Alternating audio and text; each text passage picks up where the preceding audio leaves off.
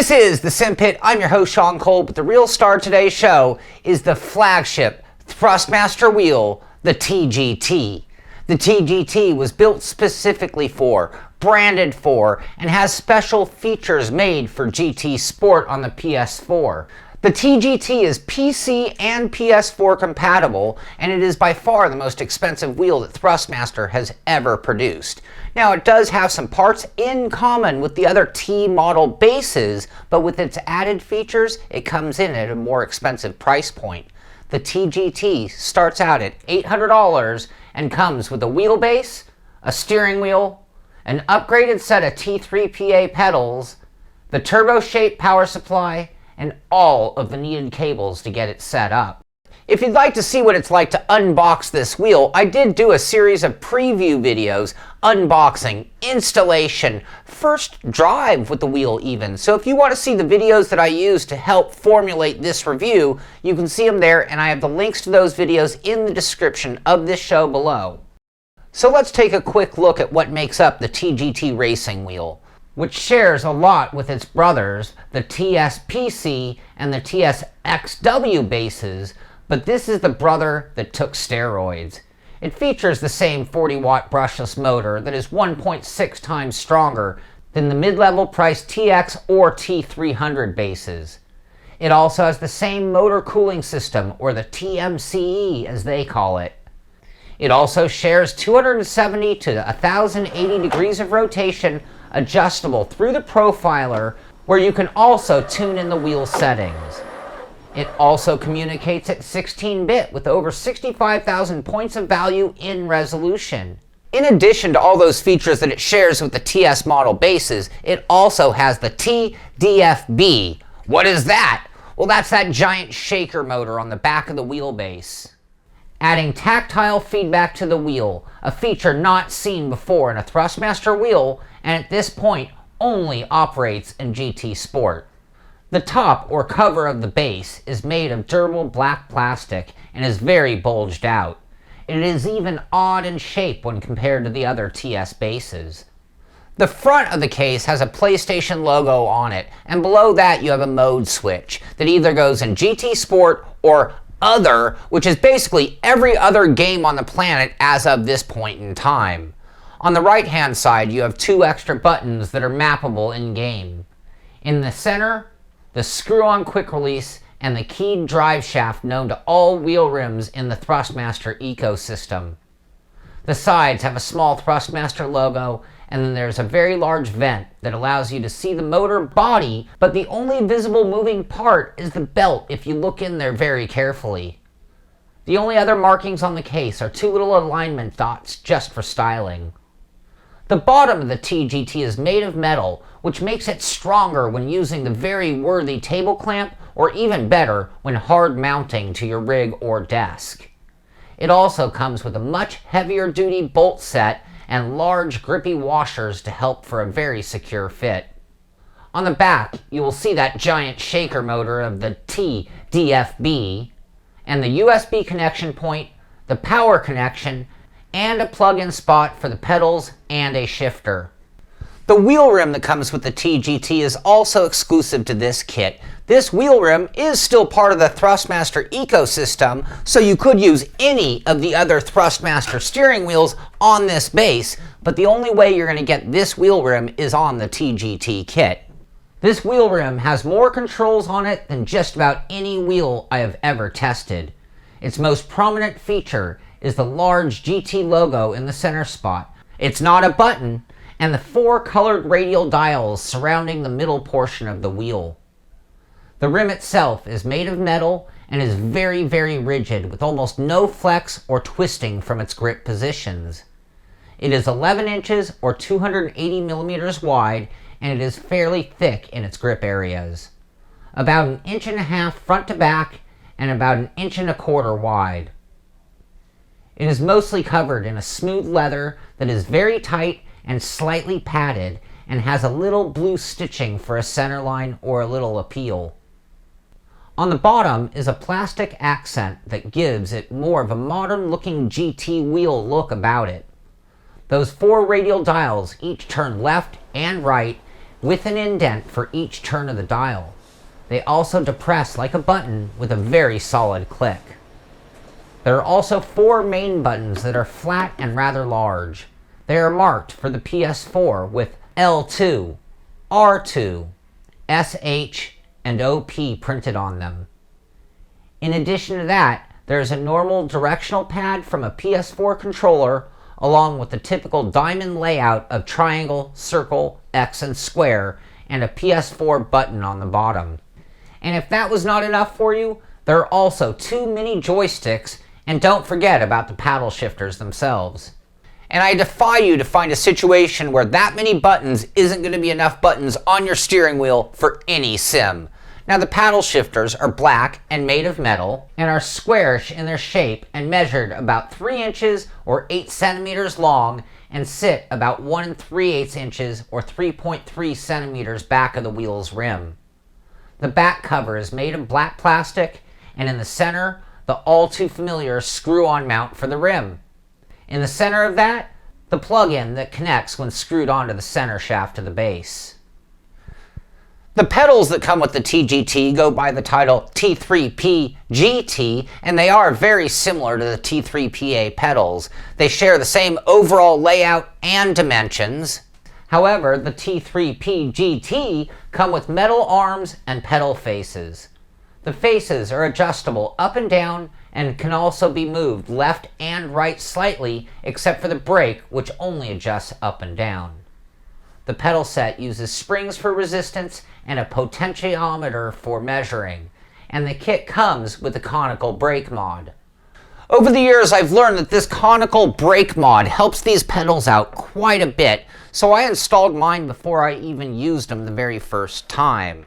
Now the gas and the clutch are very light to the touch, and pretty much the same with the brake being a little bit more resistance. The entire base is made of that durable black plastic and is a pretty large amount of space, plenty for any size feet while operating the pedals or at rest. On the bottom are the permanent mounting holes along with rubber gripping feet for flat surfaces. In my situation, I hard mounted all of this to my R-Seat RS1, which was pre-drilled for Thrustmaster products, and any worthy rig should be as well. Beyond that, I used the settings that I got from David Greco, so I'm using 75% overall, 100 constant, 100 periodic, 100 spring, 0 damper, and then I allow the game to control the center spring. And those settings should work for just about any game or sim that you're going to try, but that is where you can make fine adjustments to get it exactly the way you want it to feel. Now, when doing a review of a wheel, I go through tons of numbers and stats and I tell you all the fine details, but it really does come down to how does it handle on track? How does it work when driving a sim? Now on the PC, I'm going to be testing with like iRacing, Assetto Corsa, Project Cars, R-Factor, all the typical ones. But this wheel is also specially built for Gran Turismo or GT Sport, so I'm going to be doing a lot of driving on the PS4 as well. Starting off with the PC, I found the wheel to be nearly identical to the other TS bases, with the biggest difference being the wheel rim itself. The wheel rim on the TGT is smaller than the TSXW, but still full-sized, including full-size thickness in your hands. The leather is a little slippery when compared to the suede-covered wheels, but is still soft in your hands and feels real, not like plastic or rubber, and it's not going to get that hardened, waxy look like a suede wheel. The button layout is one of the best ever, giving you access to so many buttons without removing a hand from the wheel. The PlayStation buttons feel nice for a PS4 type controller, but not as nice as racing buttons. However, the radial dials feel awesome. That click when turned is very noticeable and confirm any position change when operating something sensitive like ABS, traction control, or brake bias. These dial buttons feel very high-end. The paddle shifters operate smoothly with enough pressure to prevent accidental shifting, but are light enough to use only one finger. When driving, I did find this wheel rim to be a pleasure to use. It was easy to map controls in a logical way, and I had enough functions within reach to have everything I needed. However, its smaller size, despite being full size, still felt small compared to the newer wheels that I've been testing. The force feedback of the TGT is overall very nice. Again, its strength is stronger than a T300 or TX model and exactly the same as the other TS bases. And along with the other TS bases comes that very slight, notchy feel to the wheel when turning. This is mostly felt when the wheel is just resting, but it can also be felt when driving if you concentrate on just that one thing, not concentrating on the force feedback effects. When powered, that notchiness is minimized and covered up by the resistance of the force feedback. The wheel is still very smooth turning wheel and feels quick in its reactions when swerving back and forth. As the speed increases, the wheel stays smooth when you are going straight, but you do still feel the dips and bumps of the road under your tires. And with the slightest hint of turning, you are met with resistance. The tires fighting the ground, the steering rack fighting the tires, and your hands being the demand to change in direction. With more friction, you feel more strength of the wheel. And on the opposite side, with the loss of traction, you are met with a drop in forces you are fighting against. The wheel is delicate and precise and reacts well to your changes in input based on those grip or friction levels. The overall stiffness of the TGT was pretty good, and while driving, never even occurred to me. However, if I test flex it, I can feel a little bit of movement, and it all happens at the connector. Just a hint of play or wiggle, but nothing major. The wheel's force feedback was very natural, and between the smoothness and the predictability of the wheel, I was turning consistent laps within minutes. Now, in order to test out the TDFB, or the shaker motor on the back of this wheelbase, I was going to have to use GT Sport in the PS4. I was also going to have to switch that mode switch over to the GT Sport position, and then from that moment on, it should be plug and play. It saw my wheel, it mapped my controls, and it enabled the shaker automatically. When driving, the TGT offers some of the best force feedback that you're going to feel on the PS4 or in GT Sport, and the shaker really adds to the sim. As you go down the road, you feel a hint of rumble from the wheel that would normally be idle while going straight. And when you turn in the wheel, you get a little added friction of those forces, reminder of the upgrade in this wheel, and if you switch back to a non-shaker wheel, it's immediately noticeable. Or less noticeable, because something is now missing from the wheel. The radial dials also come in handy to correct the GT Sport issue of remembering your ABS and traction control settings. The wheel was built for, is maximized for, and is most functional when driving GT Sport. And the bottom line is, with this wheel and GT Sport, it's one of the greatest driving experiences you're ever going to get on the PS4.